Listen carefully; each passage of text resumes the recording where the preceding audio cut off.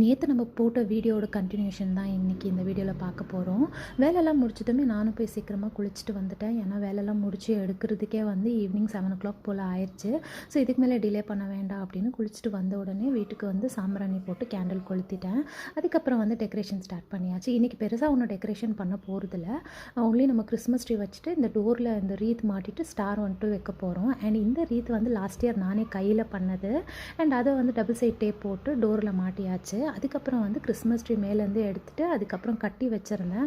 அதெல்லாம் ஓப்பன் பண்ணி விட்டுட்டு க்ளீனாக வந்து ஸ்ப்ரெட் பண்ணி விட்டுக்கிட்டேன். ஆக்சுவலி வந்து ஸ்டார் எப்படி போடுறது அப்படின்னு யோசிச்சுட்டே இருந்தேன். அதுக்கப்புறம் பார்த்தா அம்மாவும் அப்பாவும் வீட்டுக்கு வந்திருந்தாங்க. அதுக்கப்புறம் டேடிக்கிட்ட சொல்லி தான் வந்து ஸ்டார் வைக்க வச்சேன். அதுக்கப்புறம் வந்து கிறிஸ்மஸ் ட்ரீ எல்லாம் க்ளீனாக செட் பண்ணிவிட்டு அதுக்கப்புறம் ஒரு டேபிள் மேலே கொண்டு வந்து வச்சுட்டேன்.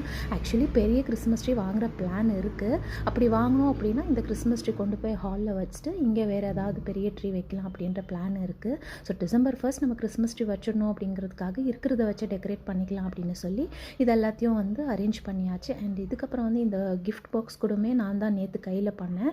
பார்க்குறதுக்கு எப்படி இருக்குது அப்படிங்கிறத கமெண்ட்டில் மறக்காமல் ஷேர் பண்ணுங்கள். அண்ட் நாளைக்கு வந்து இன்னொரு vlogல பார்க்கலாம். பாய்.